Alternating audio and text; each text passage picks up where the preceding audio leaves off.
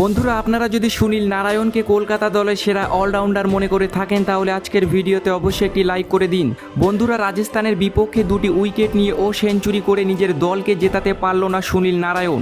Match হারার পর কেঁদে কেঁদে শাহরুখ খানের কাছে ক্ষমা চেয়ে যা বলল শোনার পর পুরো ভারতবাসী অবাক হয়ে গিয়েছে।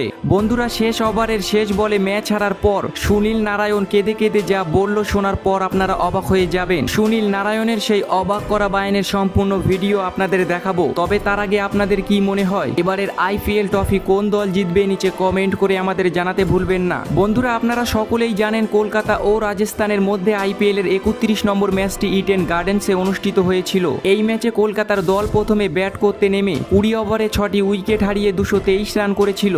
এই ম্যাচ জিততে হলে রাজস্থানকে করতে হবে 224 রান। কলকাতা দলের হয়ে ওপেনিং করতে আসেন ফিলিপ সল্ট ও Sunil Narine. Philip Salt 10 run করে আউট হয়ে যায়, কিন্তু সুনীল নারায়ণ মাঠের মধ্যে ঝড় তুলে দিয়েছিল। তিনি 56 বল খেলে 109 রানের অসাধারণ ইনিংস খেলে গিয়েছিল। তার সঙ্গে অপর প্রান্তে ব্যাট করা রঘুবংশী 30 রান করে আউট হয়ে যায়। একটা সময় মনে হচ্ছিল কলকাতার দল 250 রান করবে, কিন্তু পরস্পর উইকেট হারানোর কারণে 223 রানে আটকে যায় তারা, যার মধ্যে রিঙ্কু সিং 20 রানের অসাধারণ ইনিংস খেলে গিয়েছিল।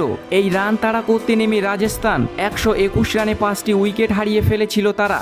জসওয়াল 19, সঞ্জু স্যামসং 22, রিয়ান পরাগ 34, ধ্রুব জুরেল 2 রানে আউট হয়ে যায়। একটা সময় মনে হচ্ছিল এই ম্যাচটি রাজস্থান কখনো জিততে পারবে না, কিন্তু কেউ এটা ভাবেনি ওপেনিং করতে এসেছিল জস বাটলার। তিনি তখনও মাঠের মধ্যে লড়াই করে যাচ্ছিল। জস বাটলার এই ম্যাচটি শেষ ওভার পর্যন্ত নিয়ে গিয়েছিল, যেখানে প্রয়োজন ছিল 6 বলে 9 রান। তিনি সেঞ্চুরি হাঁকিয়ে শেষ বলে সিঙ্গেল নিয়ে রাজস্থানকে দুর্দান্ত জয় এনে দেয়, যার কারণে কলকাতা দলকে জেতা ম্যাচটি হেরে যেতে হয়। একটা সময় মনে হচ্ছিল এই ম্যাচটি কলকাতার দলই জিতবে, কিন্তু বাটলারের কারণে এই ম্যাচটি হেরে যেতে হয়। বন্ধুরা এই ম্যাচে সুনীল নারায়ণ 2টি উইকেট ও সেঞ্চুরি করার পরেও তার দলকে জেতাতে পারল না, যার কারণে তিনি কেঁদে ফেলে। ম্যাচ শেষে তিনি তার বায়ানে ম্যাচ হারা নিয়ে বলেছেন, আমি ভেবে পাচ্ছি না আজকের ম্যাচটি আমরা কিভাবে হারলাম। 15 ওভার পর্যন্ত এই ম্যাচটি আমাদের ফেভারে ছিল, কিন্তু জস বাটলারের কারণে এই ম্যাচটি আমরা হেরে যাই। তিনি অসাধারণ ইনিংস খেলে তার দলকে জিতিয়েছে। তার এই ইনিংসের কথা সারা জীবন মনে থাকবে। চাপের মুখে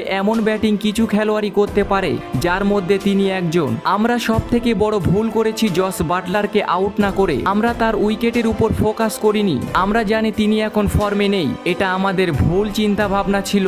আমরা এই ম্যাচটি বাটলারের কারণেই হেরেছি। আমি শাহরুখ খান স্যারের কাছে ক্ষমা চাই, এত সুন্দর পারফরমেন্স করার পরেও আমাদের দলকে জেতাতে পারিনি। তো বন্ধুরা আপনাদের কেমন লাগলো সুনীল নারায়ণের এই বায়ান নিচে কমেন্ট করে আমাদের জানাতে ভুলবেন না।